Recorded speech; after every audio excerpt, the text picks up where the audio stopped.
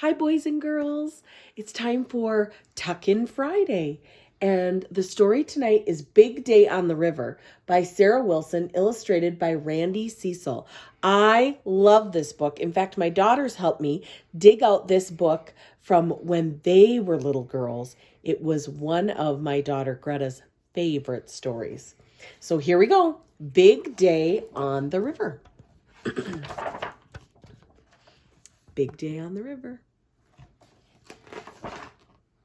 For all the Rochester Remingtons with love, for Pat Melton. Thank you.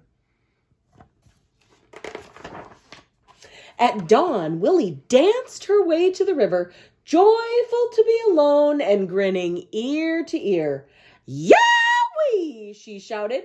My first day out on the Wallawatchie, and nobody's here to tell me what to do or how to do it. Ooh. Boys and girls, this is a great time to think.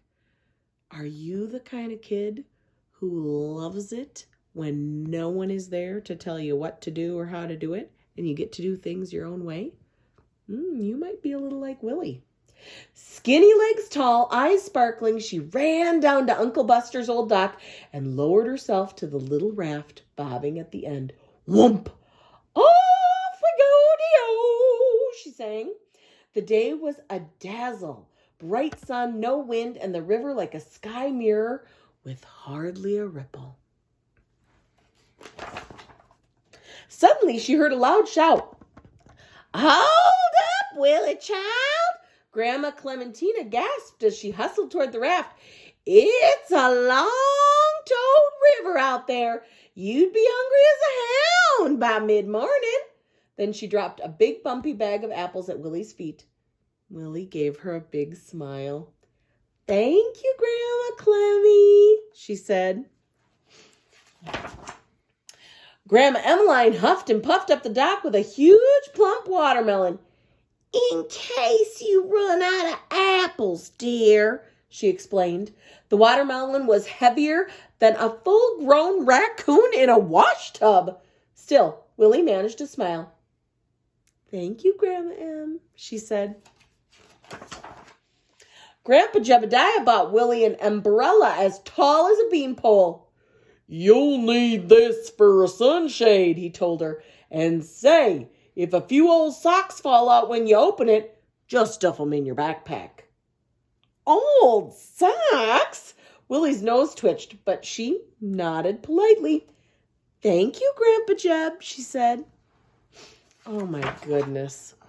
Grandpa Ezekiel stepped forward with a scratchy-looking blanket. Your arms'll get ice bumps in the shade, he said, throwing a blanket over Willie's shoulders. Pay no mind to the horse hairs. Willie gulped. Thank you, Grandpa Zeke, she said. Wow. This is quickly turning into a very full raft. Oh my, boys and girls. Uncle Binderbus brought Willie her bicycle. So you can wheel off to see the sights whenever you pull up to shore, he exclaimed. It was no easy job to wrangle the bike onto the raft without falling splunk in the water, but Willie held her tongue. Thank you, Uncle Buster, she said. Wherever was she going to stand, much less sit? Then Uncle Mumford lowered a heavy chair to the raft. Best cat-cuddling chair I ever had, he told Willie. But you need a perch, Sugar Bean. Willie looked at her raft and sighed. Thank you, Uncle Mumphy, she said. Boy, all these people sure are showing their care for Willie Jean, but I think that she is getting a little frustrated. Aunt Josie Beth and Aunt Catherine gave Willie a whopping big picnic basket, and not one, but 2 thermos bottles. Lemonade for midday, they explained, and hot chocolate in case you get caught under cloud cover. Willie took a very deep breath. Thank you, Aunt JB and Aunt Katie, she said. Suddenly her feet started sloshing inside her boot. Whoppers! Still, Cousin Luther plunked a camp stove down beside her, and Cousin Clyde quickly topped it off with 4-pound pot of his mother's best baked beans. "Now that's what I call a well-stocked raft," he boomed. "On your feet," Willie Salt. "Looks like you're going to need help getting your gear underway."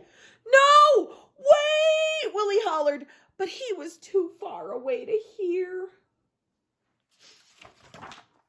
Cousin Clyde gave himself a running start, shot over the dock like a cow riding a cannonball, and landed thonk. Willie's raft promptly sunk. Suddenly, up bobbed the raft, swept clean as the day it was first lashed together. Willie and Cousin Clyde popped up next in the wash of apples and beans. The two of them were laughing fit to burst. The screeching stopped cold crackers. Then, Grandma M spotted her giant watermelon floating downriver. "I won third prize for that melon," she shouted, yanking Uncle Mumphy into the water. "I want my sock umbrella," cried Grandpa Jeb. "Don't worry, Willie, I'll save your bike," yelled Uncle Buster. And in they all went, every last one of them shouting and splashing like happy otters. Fortunately, the water was shoulder-high shallow for a family of swimmers. Oh my goodness, what a family. Everybody finally straggled back to shore with their rescued flotsam dripping and dripping and looked sad, perplexed. All eyes turned to Willie. "Your nice raft ride slockered," wailed Grandma M. No, Willie said. "I love all of you to popping, but please take back all these wondrous things. All I really need are your hugs and your kisses and your very best wishes," she told them.